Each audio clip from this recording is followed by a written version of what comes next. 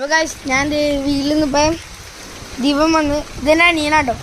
അപ്പം പറഞ്ഞ് ഇക്കാകാൻ നമുക്കൊരു വീഡിയോ ചെയ്താലോ, ഒരു പ്രാവിൻ്റെ വീഡിയോ. ഞാൻ പറഞ്ഞു അതിനെന്താ ചെയ്യാലോ എന്ന് പറഞ്ഞു. ഞാൻ വിചാരിച്ച് നമ്മുടെ പ്രാവിൻ്റെ അടുത്ത് തന്നെ ഞാൻ വേറെ പ്രാവിൻ്റെ അടുത്ത് പോകണ്ടല്ലോ, നമ്മുടെ പ്രാവുണ്ടല്ലോ. ഗൈസ് നമുക്ക് പ്രാവിൻ്റെ കാണിച്ചു തരാം. പ്രാവിനെ പിടിച്ചാലോ പ്രാവ്.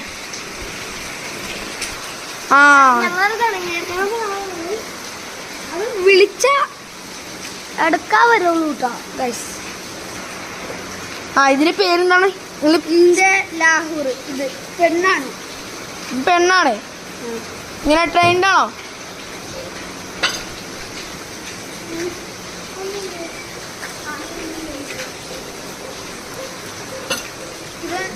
ഇത് ആണാണ്.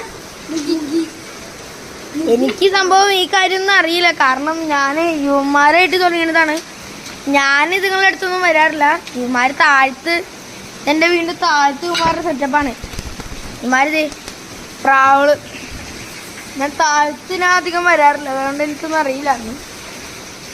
ഇത് രണ്ട് നല്ല അടിപൊളി പ്രാവ്. ഇതാണല്ലേ? നിങ്ങൾ റബ്ബർ ബാൻഡ് ഇട്ടുണ്ടായോ? പണ്ടൊക്കെ ഉണ്ടായി, ആദ്യമൊക്കെ ഉണ്ടായി. റബ്ബർ ബാൻഡ് ഗൈസ് ചിലപ്പോൾ സൗണ്ടിന് ചെറിയ പ്രശ്നം ഉണ്ടാകും, കാരണം മൈക്കില്ല. കാരണം നമുക്കധികം സബ്സ്ക്രൈബേഴ്സ് ഇല്ല. കാണുന്ന എല്ലാവരും ഒന്ന് സബ്സ്ക്രൈബ് ചെയ്യണം, കാരണം നിങ്ങൾക്ക് അതിലൊരു നഷ്ടവും വരാൻ പോകുന്നില്ല. ഞങ്ങൾക്കതൊരു ഉപകാരം പ്ലീസ്. അപ്പം ഇതെങ്ങനെയാണ്? ട്രെയിൻഡല്ലേ? പെണ്ണധികം ട്രെയിൻഡല്ല നമ്മൾ. കയ്യിലിരിക്കോ? നല്ല പേരുണ്ട്. ഒന്ന് പറത്തി കാണിച്ചോ. പുറത്തോട്ടൊന്നും പോവില്ല. ഇത് പെണ്ണിന്റെ ഒപ്പം തന്നെ ഇരിക്കുള്ളൂ. പെണ്ണിനെ പുറക്കാൻ കഴിയില്ല, അതുകൊണ്ട് ആ പെണ്ണിന്റെ ഒപ്പം ഇരിക്കുള്ളൂ ഇത്. എനിക്ക് ഇതിന്റെ സെറ്റപ്പ് ഒന്നും അറിയില്ല. അവിടെ നിങ്ങൾ എങ്ങനെയാണ് ഇതിനെ ട്രെയിൻ ആക്കിയെന്ന് പറഞ്ഞു. ആ റബ്ബർ ബാൻഡിലുള്ള 5 സിനിമ ഒരു ചെറിയ തെങ്ങിലേക്ക് പറത്തുള്ളൂ.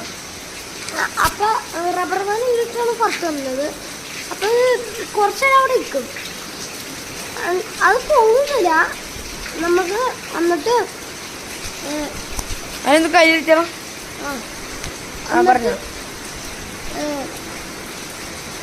ഒരു മണിക്കൂറൊക്കെ കഴിയുമ്പോ മേലോട്ടോ അങ്ങനെ പുറത്തു വിട്ടാൽ മതി. അത് ഒരു 2 മണിക്കൂറൊക്കെ കഴിയുമ്പോ ഷീറ്റിന്റെ വെള്ളമൊക്കെ ലഭിക്കുമോ? മഴയാവുമ്പോഴും സന്ധ്യ ആവുമ്പോഴൊക്കെ വരും. പിന്നെ ഇതിനെ നിങ്ങൾ തീറ്റ എന്താ കൊടുക്കണേ?